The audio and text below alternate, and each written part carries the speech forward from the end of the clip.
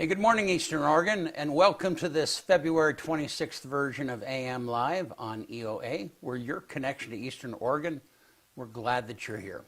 If you want to find our content, go to EOA.network.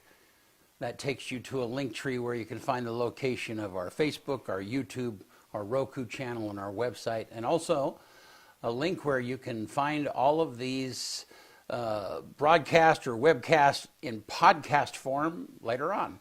So here in just a little bit, we're going to have Ashley O'Toole with us, and he's going to be giving us an update on the Liberty Theater remodel, reconstruction downtown. It's been going on for a number of years, and he's going to help us understand where they are in that project and how close they are to getting finished. So, how are you? Good. Good. You doing all right? First Friday, yeah. Man, the weather is just busy weekend. The weather's beautiful, isn't it? I mean, it's just spring is here all of a sudden. In the 50s tomorrow. Yeah. I'm all for it. Yeah. EOU baseball's at home, so it's perfect. Yeah. Do you see, so Olympic-wise, the men's and women's hockey team, it's the first time they've ever won gold at the same Olympics together. Huh. And they both beat Canada in overtime in the gold medal game 2-1. Wow. Did you watch those games? No, I mean, I paid attention, but I don't really watch hockey that much. I don't. Hockey is a little bit like soccer for me. You watch and watch, but you only have just a few scores each. Yeah, let's just fight. Well, that's all I want to see is the fights. Yeah. The hockey live is way funner than hockey on TV. It's like baseball. Like, I'd much rather be at a baseball game watching than on TV. But the star of the Olympics was the figure skater, Elisa Liu. The one with multicolored hair? She's been all over social media. Well, post. Well, she's kind of, and her story is interesting. She took a very non-traditional approach to becoming, I don't know if you follow that or not. Yeah. She quit skating at 16 and came back. Yeah. But she's only 20. Right. But then she's still extremely young. Then when she did come back, though, she came back at her own routine without all of the So no. All over social media. It's crazy. USA ended up with 33 medals. Second in medals, but first in gold. Yeah. Or second in golds, 12 golds. But that's about normal. They usually lose to like one of those, Norway, Netherlands. In the Winter Olympics, not in the summer, but winter is a little bit less gold medals for USA. Yeah. It's weird. No, it was cool. What a cool story. Were they expected to win? Do you know? No. Were they favored at all? No. The hockey teams? Yeah. No, I think the women's team might have been like like close, but no. Canada is almost always expected to win the Olympics. It's very, even, in the last time the men's won gold in the Olympics before this was the same year as the Miracle on Ice. Yeah. 1980 or whatever it was. Yeah. Yeah. So no, they definitely weren't expected to win. Yeah. And to win it in overtime, it was kind of cool for both teams. Oh, I hadn't put that all together. Yeah. So. Yep. Well, interesting. Well, hey, you want to do local sports? Let's do it. All right.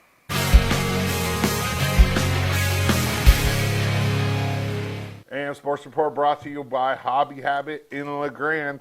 The Pokemon TCG Mega Evolution Ascended Heroes Elite Trainer boxes are available right now. Marvel at the awesome potential as Mega Dragonite X takes flight, leading a gathering of all-star Pokemon to battle. Right here at 411 First Street in LeGrand, Hobby Habit. These things are hot too, man. Like, I see these all over social media, people opening them. I don't know what you can get in there, but there must be some pretty cool cards in there. So check it out, Hobby Habit, just for the fun of it. The spring sports for the Valley starts next week. Practice. That's so crazy to me. We're already at spring sports. I was talking with head baseball coach Parker McKinley last night, and they have a game on March 19th. That's when LHS baseball opens their season. So less than 3 weeks from today. LHS boys and girls wrestling are in Portland today for the OSAA state championships. The girls have 10 qualifiers, while the boys have 17. We thought they only had 16. But Cade McKinley was named an alternate, and somebody in our district wasn't able to get to the state tournament, so Cade McKinley was penciled in as the 17th qualifier for the boys as they look to take down Sweet Home. I mean, they're ranked number 2, and Sweet Home's going to give them a run. Pendleton might be in the mix. Those are the top 3 teams in the state on the boys' side. And the girls are going to be looking for their 3rd straight state championship. Both the boys and girls basketball teams will host Pendleton tonight in the 2nd round of the GOL tournament. It matched up just perfect. All of the teams for both boys and girls ended up in the same seed. So what you're going to see is Pendleton here tonight versus LeGrand. And if both LeGrand teams win, they both go to Baker on Saturday for a back-to-back. That's just how it ends up working out. The girls tip off at 5:30, the boys at 7. So, 7:30 probably. It's right after the girls' game. That's a huge game. If they win, they advance. Now, if they lose, it doesn't mean they won't necessarily make the state tournament. But, I mean, both teams have beat Pendleton both times this year, so hopefully they can figure that out and advance to the championship against Baker. EOU men's basketball hosted Corbin last night in the 1st round of the CCC tournament. EOU was the number 2 seed. They were co-champions during the regular season, and Corbin came to town as the number 7 seed and unfortunately knocked them off 78-70. Now as the 2 seed, there's a new rule in the CCC and a new way the tournament works. It used to be whoever finished 2nd in the tournament would get the 2nd automatic qualifier. So the team who finishes in 1st during the regular season gets the 1st national tournament automatic qualifier. And now the team that finishes 2nd during the regular season, if the team that won the regular season wins the tournament too, gets to go to the national tournament. So EOU still has a chance to make the national tournament even though they were out in the 1st round of the CCC tournament. The EOU women's basketball team heads to Corbin on Friday at 2 p.m. for their opening round game of the CCC tournament, and they'll take on Warner Pack. It's so weird. They do the women's tournament and the men's tournament different, and I don't know why Rob does this. I don't know what they were thinking, but the women's tournament they play all at one site. The men's tournament they play at the higher seeds school. It's just weird. I don't understand. EOU women's wrestling heads to Ashland for the CCC tournament over the weekend, while softball, number 3 in the nation, will be in Ashland as well for their CCC opener. And those are going to be some games, man, because Southern is ranked number 1 in the country right now, and they're the defending national champions, and it's going to be I wish I could go to that. We have a LeGrand girl playing for Southern, too, Carly Strand. You've heard me talk about her numerous times on this show. Finally, on Tuesday, we'll talk about EOU track and field and men's wrestling national qualifiers and when that all will take place, who qualified. LHS girls and boys basketball up at the gym tonight. Once again, they tip at 5:30.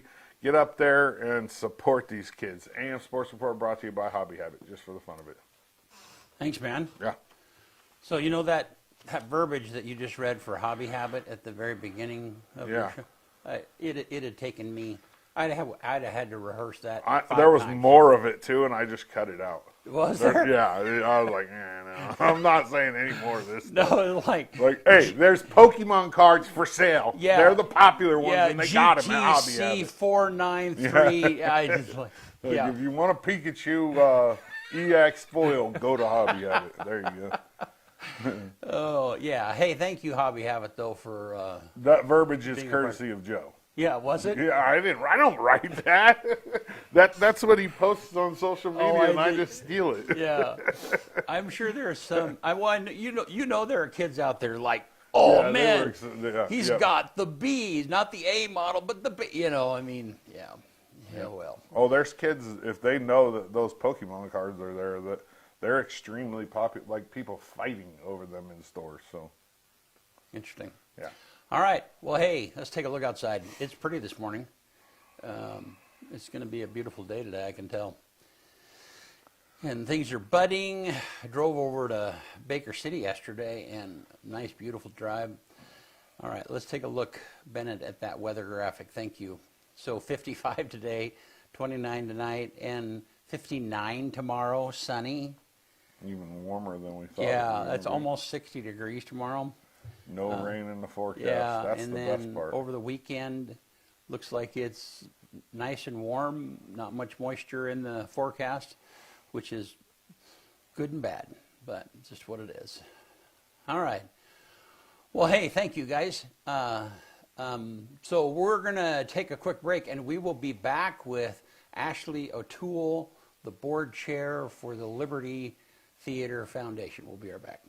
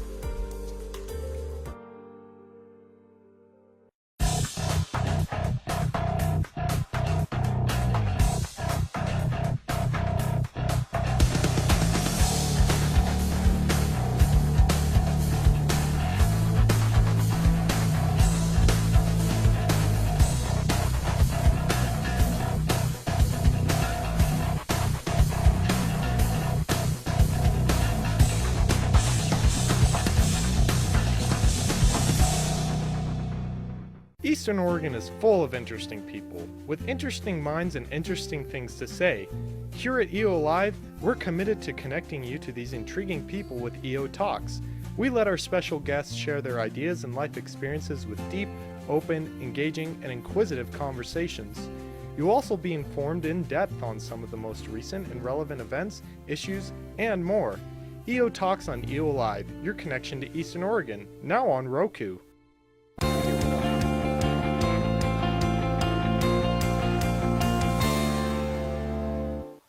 All right, we're back with Ashley O'Toole, the board chairman of the Liberty Theater Foundation. You got it all. Did I get that all? That's right. Yeah. And of course, you and I have known each other on a whole lot of different committees, different things. Yeah, I've sat here in this chair with different titles over the years. Yes, yeah. And then we've just interacted personally in a number of ways. Absolutely. So, yeah. So how are you? Good. It's good to see you. Thanks for having me back. Yeah. It is good to see you. I'm doing really well. Thank you. Good. Yeah. So hey, real quick. So Dana London says golf time. Yeah. What is that? Well, he's talking about the weather. Yeah. Right. Yeah. Oh, I see. Great Yeah. weather to get out to Buffalo Peak. Yeah, I Yep. mean, there a couple weeks ago there was that skiff of snow and they shut down. They're like me. They don't golf. You know, the golf course does not like snow at all. But that's a good description of you. Yeah, Like a he's golfer. like a golf course. Yeah, yep. Yeah. When the snow comes, he just kind of hibernates for a little bit. Yeah. Well, no, there's no hibernation in my life at all. I still grind through it. That's not true. All right. So hey, anyhow, sorry, interrupt you there. Fine. We're back. We're back. Yeah. So, I mean, I guess, you and I have had a number of conversations and we kind of just go different directions and so on and so forth. But we want to talk about the Liberty Theater, but I'm sure we'll wander off on a whole bunch of different rabbit trails. It's a and morning stuff. show. Yeah, that's right.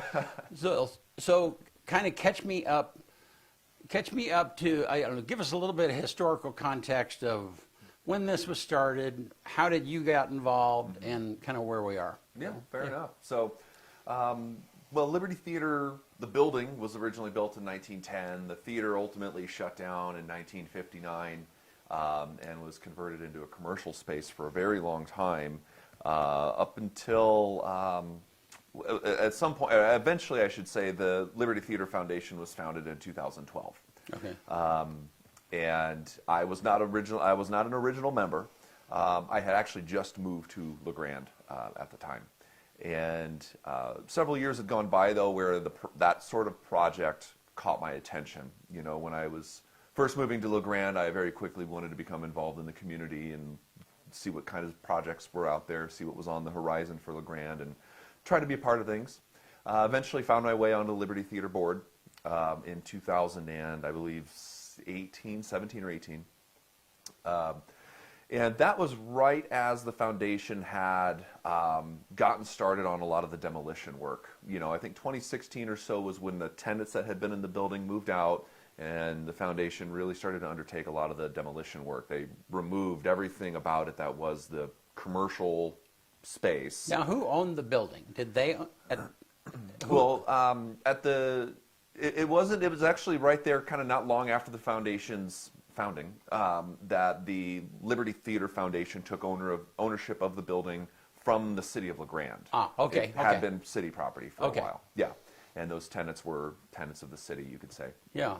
But 2016, 17, some of 18 was a lot of demolition, getting rid of all the old commercial space, remnants, but also big things that were kind of preliminary to the restoration, like phase 1 studies, abatements of asbestos, getting the old boiler out of there, putting a new roof on top of it all. Yeah, right, yeah. You know, just so that we can essentially lay the stage for the real restoration work, which got started around 2019.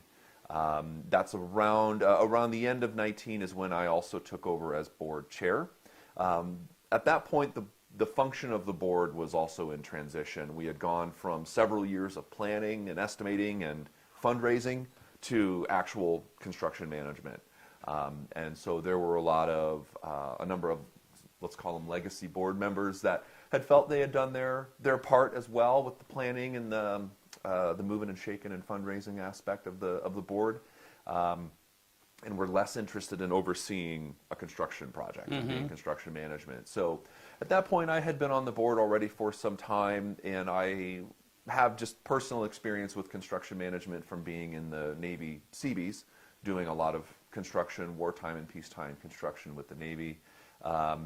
And also as a real estate agent, I had become quite familiar with a lot of the local contractors and the people that get some things done around this town. So it felt like a really good fit to kind of take on the role as board chair, which was also going to kind of mean I was going to be sort of the head of the construction management of the project, right? And so we got started right there towards the tail end of 2019 with the restoration of the building. And of course, we all know what happened at the beginning of 2020 with the pandemic coming on. And so we did our best to get as much done with the project as we could while we were watching the prices of everything get more and more expensive. Spending 6 and 7 years planning and estimating a project when 2x4s cost $3, and then the day we're getting them going and actually going to buy them, they're $9. You know, you name any construction material you want to think of, electrical conduit, mason blocks. I mean, so many things that we were anticipating would cost something. Right. We're costing something much more now. Right. And so we got as far as we could with the money we had in the bank, which, you know, at the time was enough to get the project finished. And so since about 2022-ish, early 23-ish, construction has slowed down as we've kind of pivoted back to more fundraising. And we've been very fortunate to get quite a few funds. We've been, you know, selected to receive a number of grants over these couple of years from private foundations around the Pacific Northwest.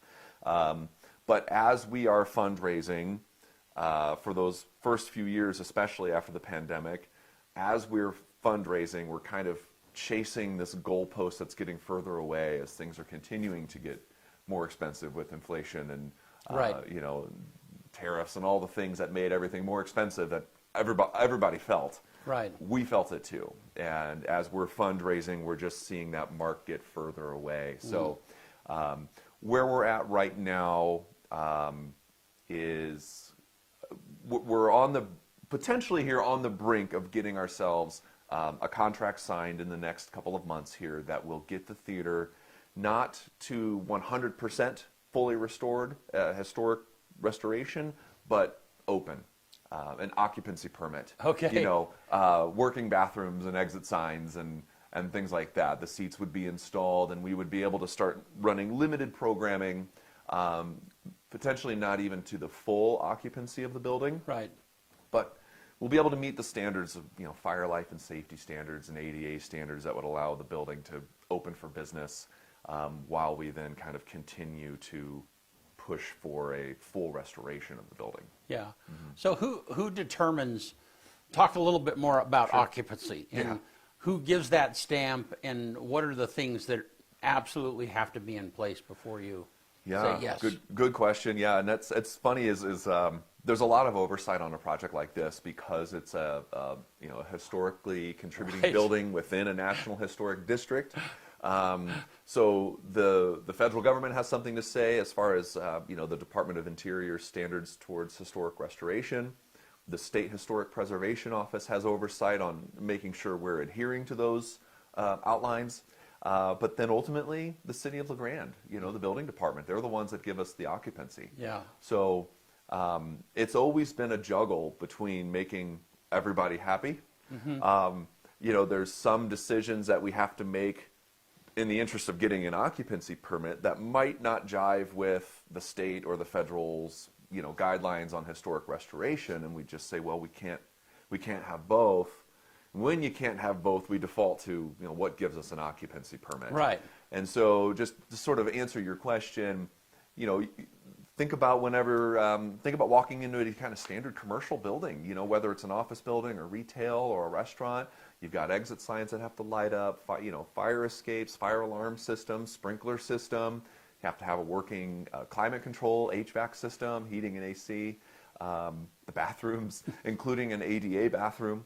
A lot of that sort of stuff. And so that's what we're hard charging for right now on this latest attempt to get a contract, is we're limiting the scope of the whole project now to getting the occupancy permit. We've sort of, in an effort to kind of make this more attractive and get more Right. bids and try to get some guys in there again to get going, we've really limited the scope of this round of bidding Yeah. to just occupancy. So tell me about the contract that you're hoping to get signed and the money that Yeah. is attached to that, right? I mean, you've got to have money in order to get that work done. So yeah, so kind of fill me in on that. Right. Yeah, and that's, boy, money. Right. money. I guess first of all, let's start a little bit global, a bit. You know, what has been spent so far on the project, and then just overall, kind of where is the horizon to get occupancy? Yeah. Good. Yeah. So we're about 1.3 into it. Okay. And, you know, that includes everything I was mentioning at the beginning of the interview with demolition work, abatements of any hazmats and things like that, roof and all that. But, you know, we've also got, right now at the theater, we've also got a fully intact HVAC system, a fully intact fire suppression system. The electrical work all throughout the building is, you know, call it 70 or 80% finished. The plumbing as well is about 90% finished. I'd say just add fixtures at this point. So a lot of the guts are finished at that 1.3. But that was, call it pre-pandemic numbers. Right. Money that Right. got us to that point, right? Right. And what's really wild is to finish everything we need to get that occupancy, plus the full historic restoration. We had previously been receiving bids of about 1.5 to 1.8 million. Yeah. More than doubling what we've already put into it. Wow. Yeah. So that's kind of what you're needing, 1.5, 1.8, to get everything, get beyond occupancy and restoration, right? Right, yeah, the whole kit and caboodle. So, you know, and to go back to your question there, sort of where we're at on this current grant that we're working with. So, to zoom out a little bit, when the pandemic hit and we rapidly saw everything getting more and more expensive, we felt we were a good candidate to qualify for funds from the American Rescue Plan.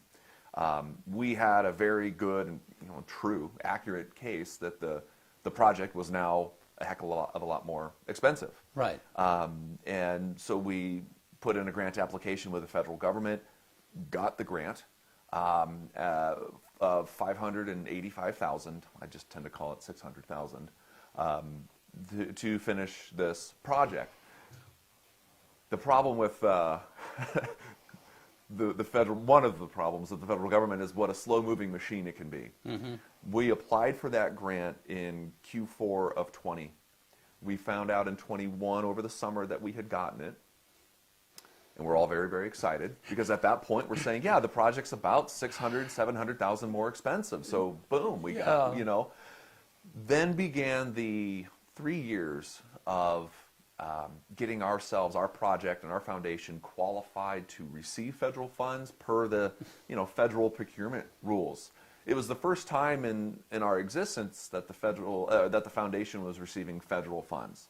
And so it was the first time in our existence that we had to jump through much bigger, much taller hoops to get us there to receive taxpayer money. And so I understand the nature of all of these additional regulations and hoops, and I try to be very responsible, and I wish our government to be responsible with our taxpayer dollars. So I'm happy to kind of go through some of these motions, but good Lord, there was a lot of motions to get ourselves up to snuff to receive federal funds.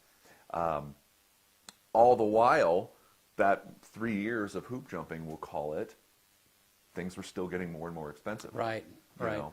And so estimates of it takes 600,000 or 700,000 to get the project finished turned into where we are today, 1.5 to 1.8 million. And so we still have that $600,000 guaranteed to us so long as we can secure a bid.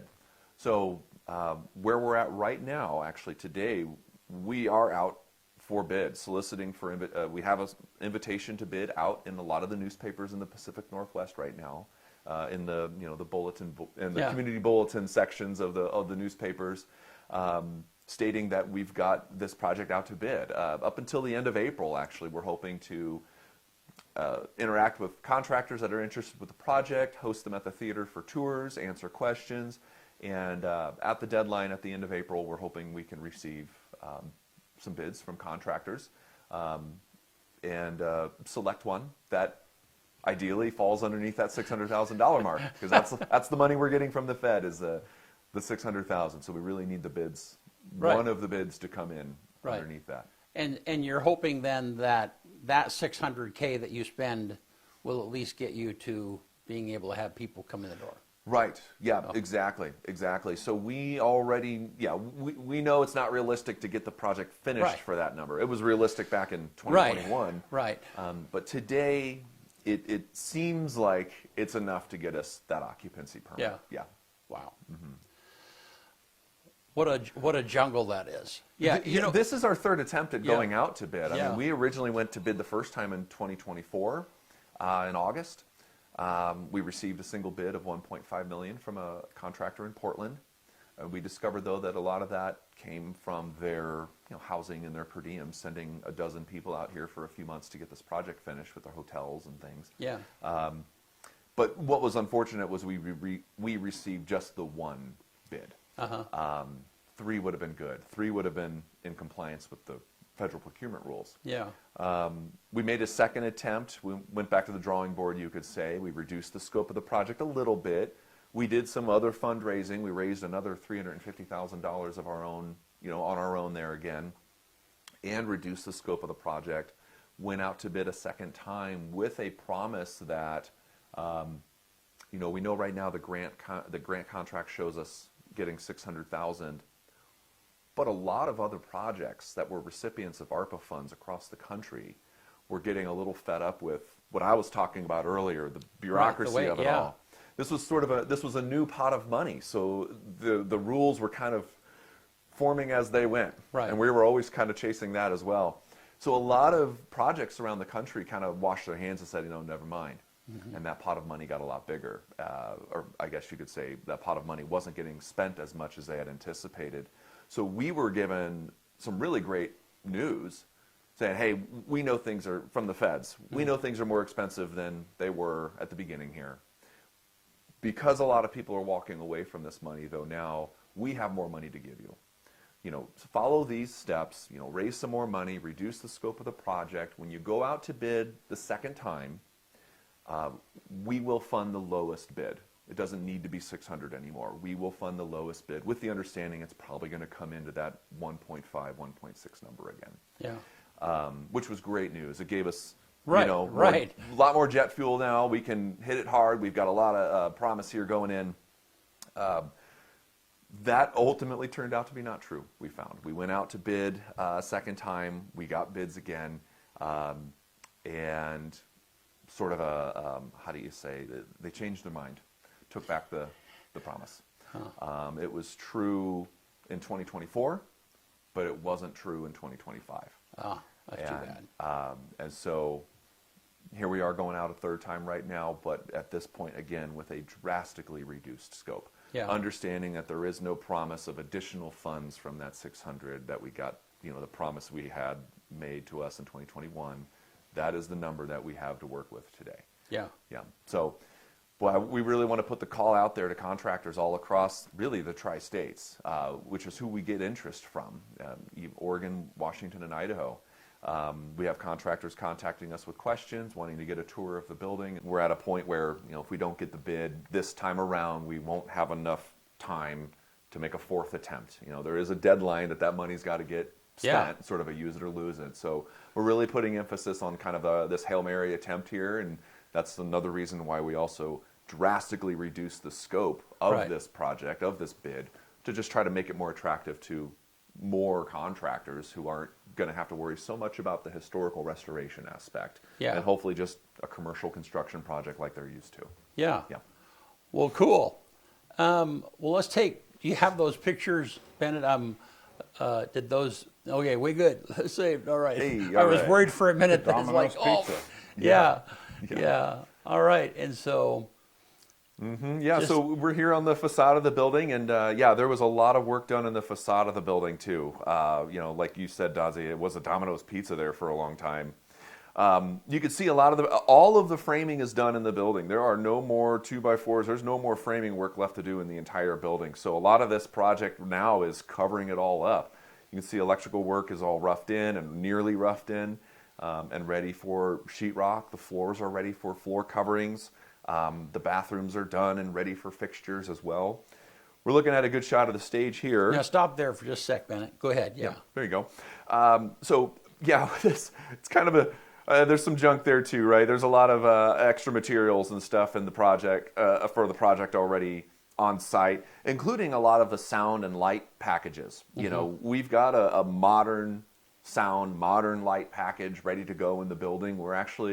That stuff's already bought and paid for, and it's just ready to be installed when the time comes. So something about this that is really fascinating. Go back to the stage for just a second, Bennett. Is that you guys actually raised the stage 13 inches? Yeah, almost 3 feet actually. Yeah. So 2'8". So that door right there is the alley. That's the level of the alley outside. Yeah, that large roll-up door there on the right side of the screen. You can just see there's a little step now from the door down onto the stage. That used to be a 3-foot drop right there. Which was not very practical. No, and also, I mean, we killed a lot of birds with that giant stone raising the stage, because it also made for not a lot of headspace down in the basement below the stage. You know, below the stage, we've got the dressing rooms and a couple of bathrooms and stuff built out for talent, sort of a backstage or green room type area. There was no headroom down there for that sort of thing. Well, so raising the stage gave it a workable, usable basement. And now it's just a step down from street level into the stage. Well, and what's crazy about that is that, go back to that. That's the original. That is the stage. That is the original stage. So it's not like you peeled it all off, right, and raised it. And we didn't tear it out and rebuild a bigger or a taller stage. That is the original stage that was 3 feet or 2'8" or so lower than what you're seeing right now. And so the contractors were underneath there with bottle jacks and temporary beams and posts. And they were telling me on a good day, on their best days, they were able to raise the stage about 2 inches, 2 to 3 inches a day.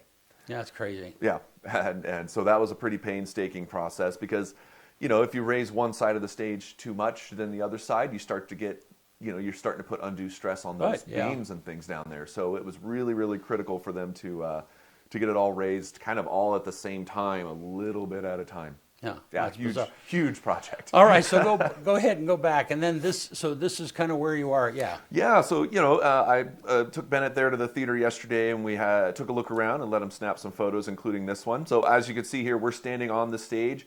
This is a really great photo I like, and if you stay on this one for a little bit, I'll kind of talk about what we're looking at. On the right of your screen, you can see that arched doorway. That's a door that takes you from the auditorium floor up to the stage. And right above it, that square window, that's actually where our main speakers are going to live.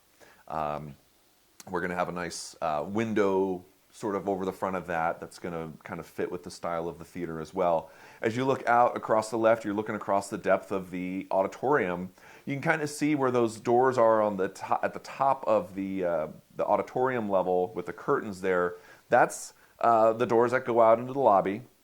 But before that, there's a platform there. That's our ADA viewing platform. So speaking of things that we need for occupancy and compliance, the whole from one side to the other there of the auditorium is room for 6 wheelchair spots and companion spots as well. And there's also our sound booth there, which I know Bennett's got a picture of here in a little bit. Above that, though, we're looking at the balcony seating, and there's actually a little bit more seating on the balcony than there is in the auditorium. There's 300 seats total in the theater. About 130 of them are on the auditorium level, and 170 of them are up on the balcony level. There you go, perfect. Isn't that's what, about half of the original occupancy? The original occupancy, good question, was 600, wasn't it? 500. Yeah, 500, and with fewer bathrooms too. The seats were smaller and more crammed in there, but also the original theater didn't have a lobby. The auditorium went the ground level auditorium went all the way back almost to the front doors of the building. Interesting. There was only about 6 feet between, kind of a foyer, essentially. You'd walk in the front door of the building, and then a few steps later, you're in the auditorium. There really wasn't a lobby. We have a lobby today because although the building was built in 1910, when lobbies weren't a thing as much in theaters, we are restoring the Liberty Theater of the 1930s, which was an Art Deco era, and also what we've determined to be the era of historical significance as far as the Department of Interior and historic standards are concerned. And in that case, we do have a lobby, which we kind of needed one to begin with because we needed to have some sort of ADA bathroom on the ground level. So we use that sort of as an excuse as well. Well, you know what? We're already aiming for the 1930s when theaters did have lobbies, and we need this ADA bathroom. So it did eat up some seating, but it allowed us to have more comfortable seating, Right. a lobby, another bathroom, and things like that. So, we're always kind of towing a line between what is historic restoration, but also rehabilitation. We wanted to also, as much as we want people to walk into the theater and be feeling like they're stepping back in time, and they will be, it also has to function like a modern theater. Right, yeah. And obviously follow all of today's building codes. Right. Yeah. Yeah. All right. Well, hey, let's go back to those pictures, Bennett, and roll through some of those. Yeah. Go ahead and take us through. Yeah. So this is on the stage looking straight up. That is a false but permanent ceiling above the stage. The original ceiling is another 16 or 18 feet taller than that. We don't need, what's that? Feet. Yeah. Yeah, much taller than that. Probably closer to 20 feet. Wow. We don't need the theater. Because it had fly space The before. fly loft. Yeah, Okay. we don't need a fly loft of the old days anymore. Okay. Back in the old days, the fly loft had to be that large because the backdrops of the sets and the curtains all had to go straight up and all the way up and out of the way so that even the person in the front row couldn't see them. Today, the cinema screen we're installing rolls up. The curtains come up from the bottom in that sort of really cool accordion style, and things like that. So we also didn't want to have to pay to heat and cool all of that extra volume. Right. So we didn't need it anymore. Those trusses, though, are beefcake. They have a 1,000-pound point load. The reason for that is we want to be able to use that deck above for storage if we need, but also all of the rigging, all the things that are going to hang from those rafters of those trusses are heavy.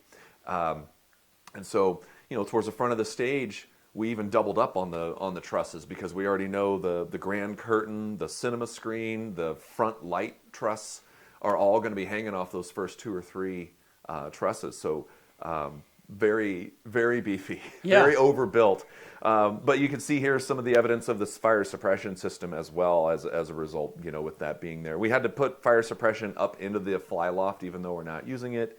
Still had to be up there as well. It was about $125,000 for the fire suppression system, just that one big ticket item. That was also about what the HVAC cost. It was about $110,000, $115,000 for the HVAC system. Wow. Yeah. Goodness. Yeah. Let's see what else. Speaking of HVAC system, yeah. So big shout out to our local All Air here. All Air in La Grande did all of our HVAC system. It's done. The units that are up on the roof right now that have already been installed, really they just need power run to them. Mm-hmm. Even the gas lines have been hooked up. I mean, it really is just a matter of bringing power to them and turning them on, and the building can be heated and cooled already. So that's done. It's really great. And trying to think of what else we can talk about. Benny, do you have any more pictures? Yeah, there we are. So now we're downstairs. This is just coming down the stairs at the bottom of the stage. We're looking at some of the dressing rooms that we've got built out. Well, this is under the stage. Yeah, so right? we're under the stage now. You can see there along the back and the right, that cinder block wall too. That was simultaneously, we raised the stage almost 3 feet and rebuilt the foundation of the building along the parking lot there adjacent to City Hall and along the alley. And that's because there had been 100 and however many, 10, 20 years of water intrusion through the old brick. Wow. And so knowing what we're investing into this building and wishing it to stand another 120 or whatever years, we had to rebuild the foundation as well under there at the same time. Yeah.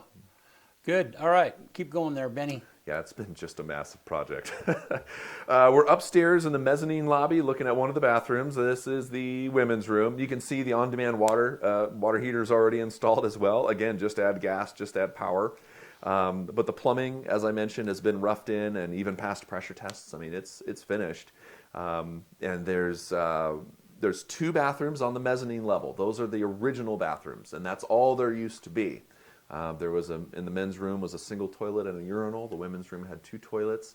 So 4 fixtures for 500 people. Wow. That was it. Today, with the addition of the ADA bathroom, that's an extra toilet. But also a reduction down to 300 people. The more I learn about occupancy standards, it's wild. I didn't realize I'd be getting such an education in occupancy standards as well. But believe it or not, 5 toilets is more than enough for 300 people, apparently. Well, so Ben, show us that picture of the ceiling real quick and the chandelier. Oh, sure. Yeah, I think you had, Yeah, so this is great. And in a very lower left corner of that picture, you can see there's sort of a break in the paint there. The theater is finished from that point up. So we kind of wanted to work from the top down there for a little while, where we knew that once the ground was finished, the auditorium was all and seating was installed, there was no way we were going to be able to get up there and finish the ceiling. Right. So we did the ceiling first, including the restoration and installation of the chandelier. We had a local artist out of North Powder, Johnny Hanley, came and restored what we call the medallion. That's that decorative stuff around the chandelier up on the ceiling. It's called a medallion. He also restored all that woodwork that you're seeing there ahead of the chandelier at the same time.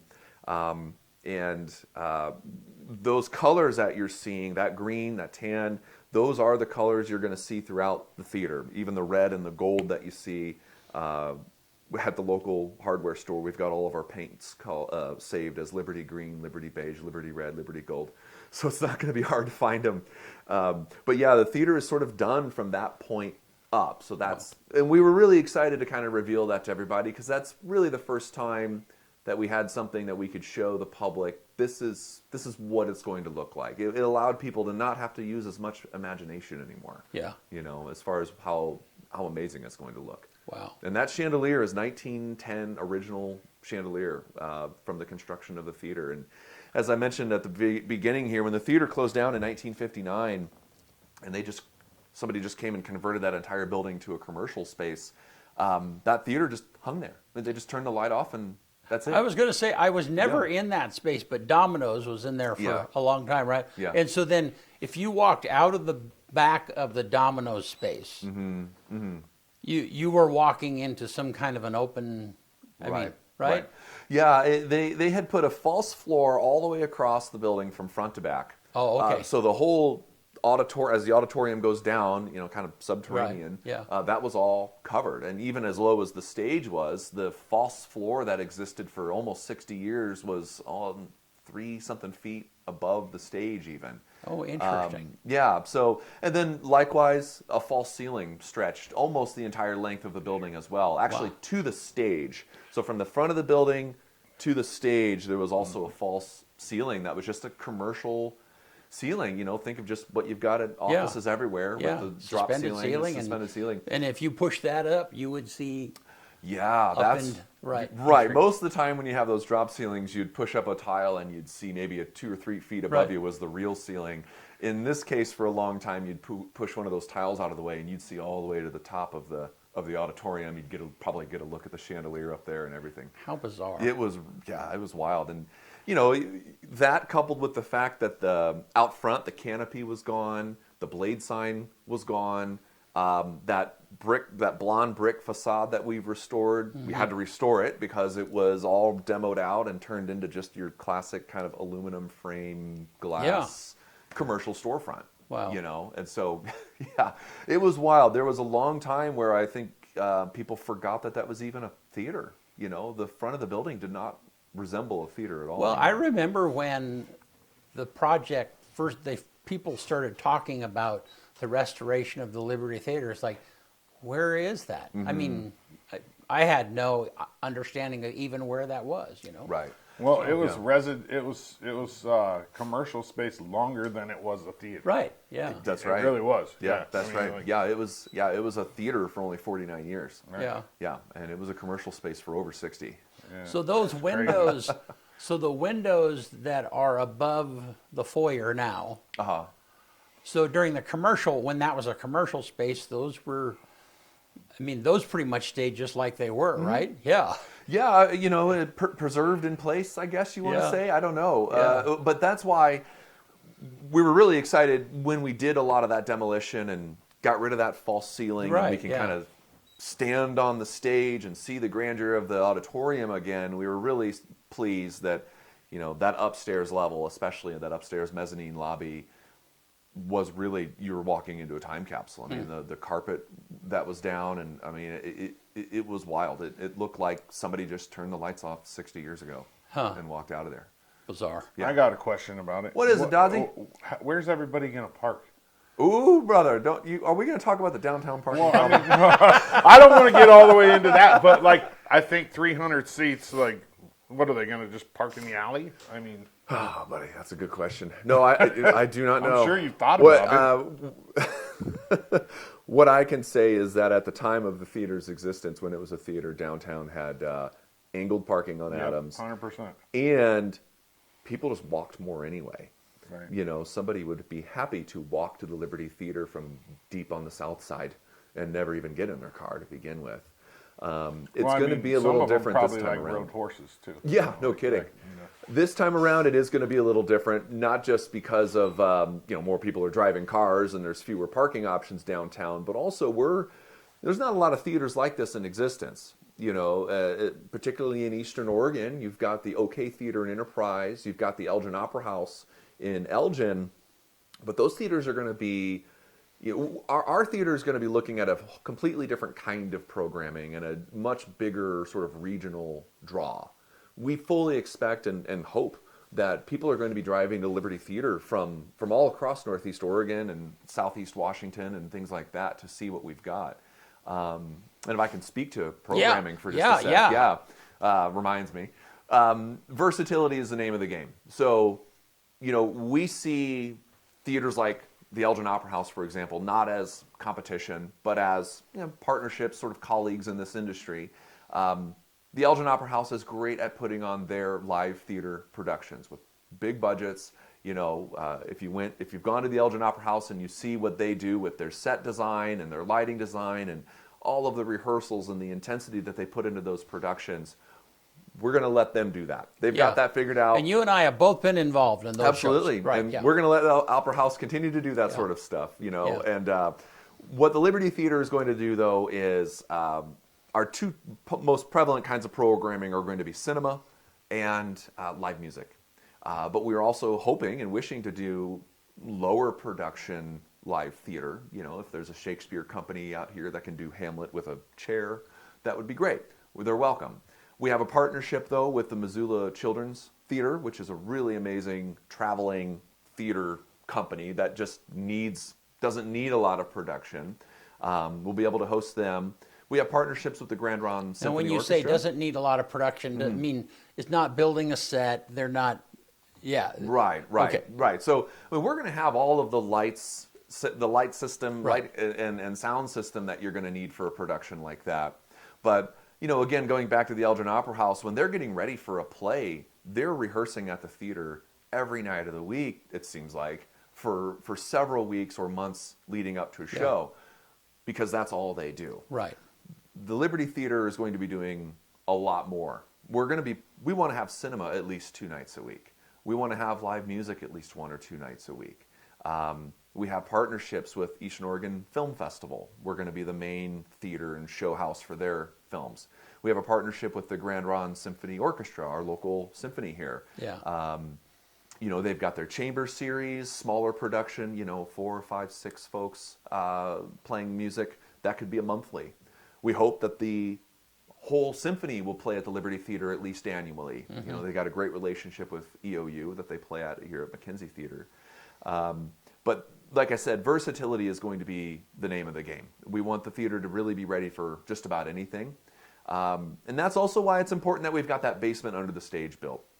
The basement under the stage is not necessarily a part of this particular grant bid that we're going for that we've been talking about, because we don't need the hospitality, the green rooms and the bathrooms downstairs to be functioning to get occupancy for the public. Right. But again, when it comes to the function of the theater and the versatility we're aiming for, that basement's going to be pretty critical. When we've got nationally touring acts, literally nationally touring acts coming to LeGrand to play for us, hopefully we can sell out 300 seats at the theater. Folks like that deserve a nice green room downstairs. Yeah. And They want a place to be before the show starts. I don't want them sitting in their bus or their van outside until showtime. A lot of places like that, that's the case, though. I know. Like you go to like the Hawthorne or places like that, they do have like little rooms, but nothing fancy. It's like you come off the bus and you go do your set, and you get back on the bus and go to the next. And then you go to the next town. Yeah. And so, and that's why the vision for the theater is bigger than that, because we hope to get bigger acts. I mean, right now, you think about our location here on I-84. How many bands are touring Portland to Boise? They played. Yeah, they would stop. If they've got a night off, a lot of bands more than you'd think have those nights off baked into their tour schedules, and so. Identifying who those are, talking with their booking agents, getting them to play LeGrand on that night in between, that's a real possibility. And once the theater has opened and is established and gets us on the map a little bit more, I like to say, if you build it, they will come. Mm-hmm. Truly believe that. Well, well, cool. And so then, before we quit, what do you specifically hope to spend this $600K on? To get to the people being in the door. Yeah, the occupancy permit, right? So that's where we talk about what you saw in the photos there, with everything being framed, most everything being roughed in already. Yeah. To get occupancy, we can't have people walking in staring at studs and roughed in electrical. Right, so all that sheetrocking. everything is sheetrock and painted Covered and up. done. Yeah, flooring is put down.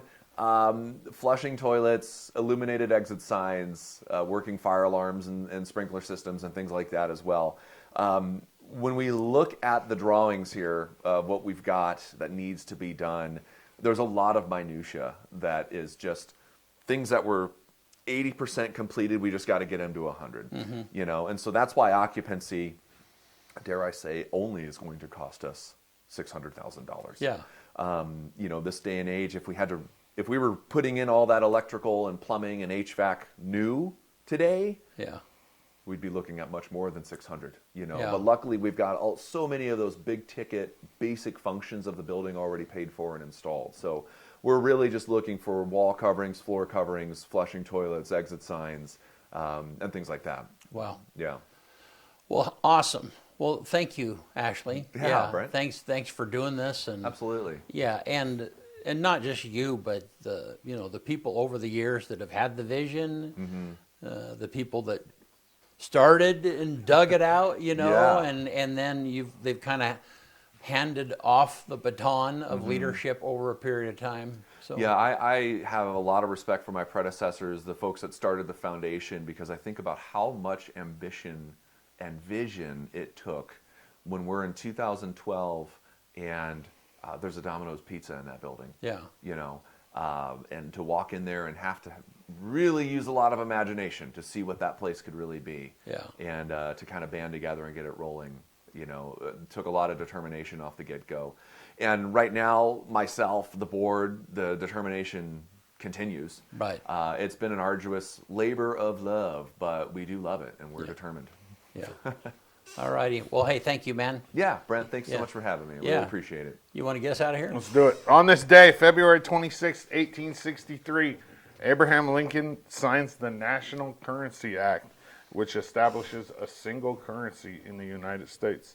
1975, the first televised kidney transplant. I don't know if I'd watch that on the Today Show, like a kidney. That's weird. Kidney man. transplant? 1993, the first World Trade Center bombing. Truck explodes in the parking garage of New York City World Trade Center, killing 6 and injuring over 1,000 people, which was the largest and most deadliest act of terrorism on U.S. soil at the time. 2023, winter storm deposits snow in parts of Southern California for the first time in over 20 years. It was down to 1,000 feet of elevation in 2023, with snow accumulation of up to 7 feet deep in the San Bernardino Mountains, and that's great. That's where I went to college, and I'm from Southern California. So to imagine that in my head is just crazy. Like the San Bernardino Mountains, I drove that pass every day to get to school, and I never saw snow on them one time. It's crazy. The number one song in America on this day in 1976 is 50 Ways to Leave Your Lover by Paul Simon. And then the quote of the day comes from Robert Greene: make the mind tougher by exposing it to adversity. One more time. Make the mind tougher by exposing it to adversity. All right. Yeah. Good stuff. Hey, thank you, man. Of course. Thank you guys for having me. Yeah. Basketball tonight, 5:30 up at the high school. Go support them. It's GOL tournament time. Yep. All right. Thank you, guys. We'll see you soon.